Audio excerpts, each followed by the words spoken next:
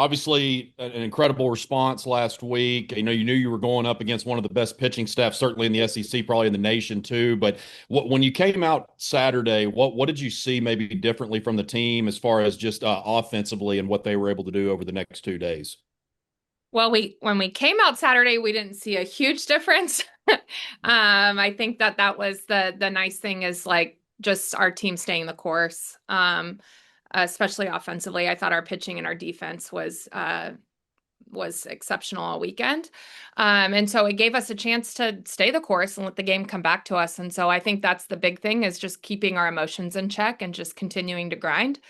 We knew it was going to be tough. It's tough every weekend, but their pitching staff is obviously it's just getting a ton of national recognition and that's well deserved. But I'm just proud of the way we stayed the course. We kept grinding and then made adjustments to just, one hit can make all the difference. And that one hit, I think, was T's.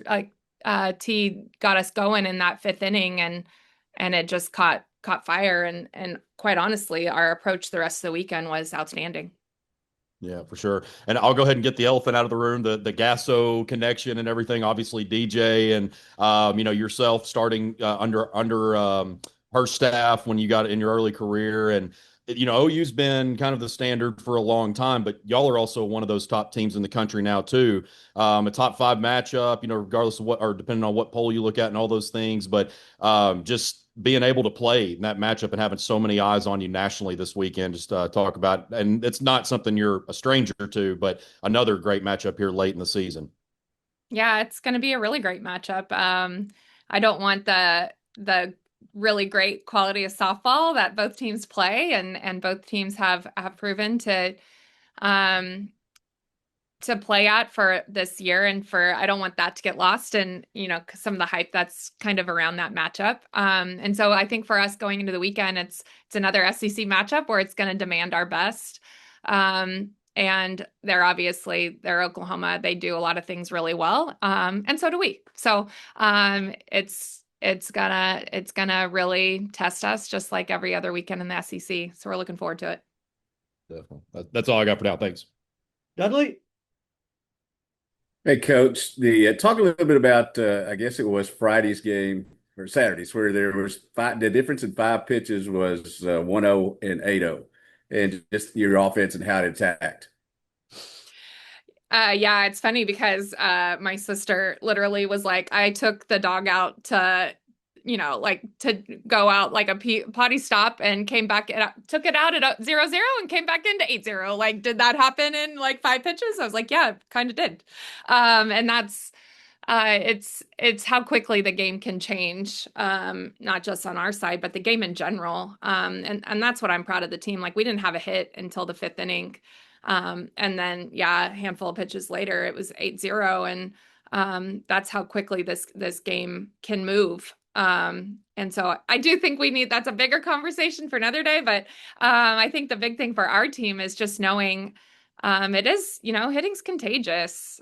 Great at bats are contagious. Confidence is contagious. And we really didn't have anything going until we had everything going. And so that's the game sometime. And yeah, it was quite a swing in that very short window. And then in the final game, they came back and tied you, and you ran away again. Talk about just the fortitude there. Yeah, I mean it's about resilience. It's about answering and responding when things don't go your way or you get punched back. And I thought we did a really great job of that throughout the weekend. One in that Saturday game, but also jumping out on them on Sunday. And then when, they even it back up, Wiki comes up and hits her bomb, and then Kennedy, and then we just kept distancing. And it was really great to see. There's a lot of character that showed this weekend. I'm just really proud of them for finding a way. Thank you. Mm-hmm. Ethan? Hey, Courtney. Just on back on Oklahoma. Watched them a few times this year. It feels like if you blink, you might miss a home run. Whenever you're playing a team that can hit it out like that, just what's the key attacking them? Well, yeah, I mean, the key to any game is trying to suppress the runs you give up, and trying to outscore them. And so that's what we're going to do. We have a lot of tools in the circle, and it's a game of adjustments and execution. And so, they have some big hitters. We have some big hitters, and so I think it's the big thing is not going into it, giving them more weight than they deserve. And it's just, us showing up and executing and fighting every pitch. Your first time, going to coach in this new stadium there, I'm just curious, what your excitement level is to kind of see. I know you obviously were a GA there with their old stadium, and just what you're expecting this week, going into that new ballpark. Well, I'm excited to see it. I think it's huge to have a venue like that in our game, and I think that they're at the forefront of that. So I'm excited to see it in person. It obviously looks spectacular on TV, and that's all I've got to see it so far. So I'm excited to see it in person and play in it, and also hear it. We hear it's pretty rowdy. We know that the Sooner fans can bring it, and so I think it's going to be a really exciting atmosphere and a really exciting venue for the sport. Obviously with Oklahoma and Texas coming in, we knew that the profile of the SEC would even raise. But just now, the past 2 years having gone through just two gauntlet schedules, how do you feel like it's helping your team be ready for whenever postseason? Well, it's testing us. Yeah, we've had two of the hardest schedules in the last 2 years in conference. I think we're handling it really well. I think that we're proving ourselves to be a big contender in this conference. And I think that when we added Oklahoma and Texas, we knew it was only elevating a conference that was already the strongest, and you're adding, these two powerhouses. And so it's just continuing to raise the level of softball. And so it's exciting. It's exciting for the sport. You sign on to play in this conference and coach in this conference to play the best and prove that you can compete with the best. And so that's what we'll continue to do. And then last thing I have is, obviously people have made a lot about the build that these programs had to come from where you came from, but to be ready for whenever, these two teams are added, the maintain, I would figure, is almost as hard as the build, just to stay where y'all have stayed. How did y'all get it to where y'all built it to where not only, did you have that rise, but you've been able to maintain it as the league's only gotten tough? Well, we have really great people, more than anything, and it's hard to win. I think it continues to get harder to win, and so we won't take that for granted. But we have really great people. We have a great staff. I'd put them up against any in the country, and we do things the right way. And our players feel that they have a lot of joy in what they do. They feel valued every day, and they compete and get developed at the highest level. And so I know early when we were trying to change this trajectory, it was just getting them to believe in where we thought we can go. And now it's getting those top players that want to continue to elevate our program. And we're very fortunate to get some high level softball players, competitors, and humans to continue to push this program forward.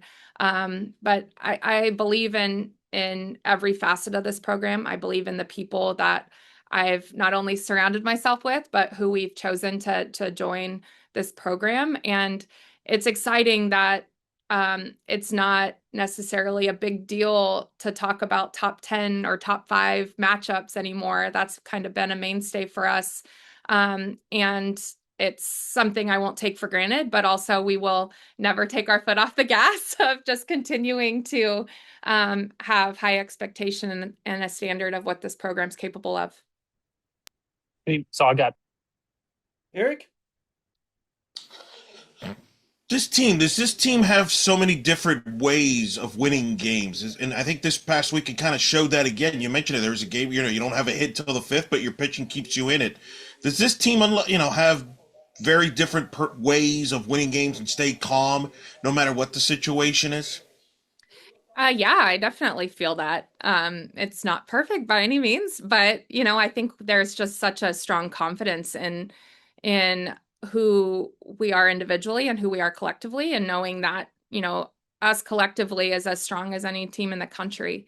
And just knowing that, it doesn't have to fire every day just right, but we have the tools to kind of pick each other up and have each other's backs. And just the resilience in that, the confidence in that, just the belief that comes from doing that together is, I think that it's as strong as we've ever been. I think it was your first regional or second regional where you went to Norman when you took the program there. Talk about that turning point, because that was a big moment at the time. Some people may not realize that now because of all the success you've had since, but that was kind of a big moment there to see your players at that time see Oklahoma in person and what they've done. It's kind of the benchmark and the beginning of this building that you're talking about with your program. Do you remember, talk about that experience back then, taken there a decade ago there, and processing what everything you had learned at that point? Yeah, it was like a lifetime ago, Eric. Thank you. Okay. I think it was our first regional and our first super regional. And it it is something I think that's been the measure of college softball is what Oklahoma's done and continues to do. And so it's something you're always striving for, although we don't do it like them. I think we play at a high level and yet our day-to-day interactions and our day-to-day belief is different. And so I think there's a lot of different ways to be successful. I think when we look back at those, and I'll go back to, because obviously working at Oklahoma as a GA, but I remember looking at this job and talking to Patty, and she's like, well, you're going to be here for every regional. And I'm like, or you'll be here, like what, and so I still remember that in the back of my head. That is where we got sent early. And now we're in a position where we're hosting regionals and super regionals and putting ourselves in that conversation. And so I do think back, I still remember that conversation vividly of like, well, that's not how it's necessarily going to go, and just having a really strong belief in what we could build here. And so, yeah, the first regional was there, our first super was there. And, now you look at how far our programs come to where we're in those conversations for a top 8. But then we look at how far our sports come, and now we're seeding our top 32, which is so overdue. And so you don't necessarily get in those inevitable regional matchups because our sports beyond that. And so I look at that more of the first year and that conversation, and then thinking like, heck yeah, we are seeding 32. It's such a big deal for our sport. And so I think that's more of what's to be celebrated. Do you like the 32 seats? Do you think they should seed more than 32 teams? Well, let's start with 32. I like it. I've been wanting it. Matt Michael, the mastermind of everything, has wanted it for a long time. So I will jump on board with, his math and what's best for the sport. But yeah, absolutely. Let's see how this goes. It is long overdue. And so let's see how this goes, and then let's take it from there. But I'm really looking forward to this first year of seeing, obviously with those kind of flexible windows, it changes things a little bit. But I'm excited to see where we're at and where we're going. You've played in so many big series like this. This is nothing new. Top 5 series on the road, on at home, etc. Your team's always, to me at least, seems like the same. They don't get too amped up. They kind of are at the level where you want them to be. Is that something that you teach? Is that something that's just experience comes with that? How do you, because there's such a thing as you can get too amped up for a big series. Yeah, I think you can get really amped up, too worked up, make it too big. All of those things. I think it's just in who we are and how we operate, of just really focusing on us and really focusing on just being really present where we are, and not getting too caught up in what's already happened, and not getting too caught up in what's out there in the future. And so, yeah, I think that we have a pretty good formula. I don't know if it's an exact science. I think it's just who we are and how we operate on the daily. But yeah, we've played in some really big environments. We are fortunate to have a really big environment as our home stadium and our fan base. But when you look at some of the big environments in this conference, we got them all on the road this year, Eric. So ready or not, let's see what we do.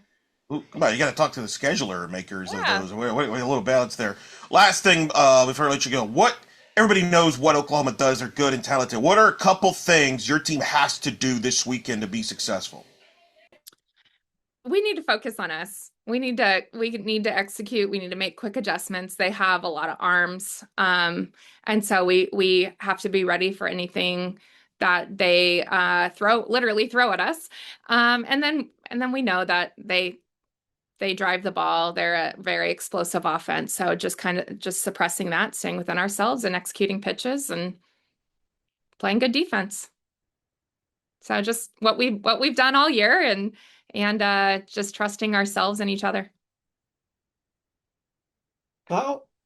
Just one more. As we mentioned, you obviously started your career under Gasso there at OU and played for a national championship. Excuse me, ship head coach at Cal. Not everybody gets a chance to do that. So just being able to be under their tutelage so early, at the end of your college playing career, or in your college playing career and beginning of coaching career, just how instrumental was that, when you first got started? Well, it was huge, and I've have never been shy of giving them a lot of credit for why I even decided to coach. Getting to work closely with Patty and Missy Lombardi, who's now had a tremendous run as a head coach at Oregon, and just kind of getting to see behind the curtain. It's different when you go through it as a player and then when you go through it and see the inner workings and the day to day and all of those things. And it's what made me decide to get into coaching when that wasn't necessarily the path that I was going to choose for myself. And so I'm really fortunate for that time. I'm fortunate for their trust in kind of letting me see. They're very secretive, they're very protective of what they do. And so in that short amount of time, just getting to see a glimpse behind the curtain and knowing what that looks like, to compete at a high level, to run a high level program. It's changed so much since then. And it's just been really fortunate to have that base of what it looks like to coach at a high level.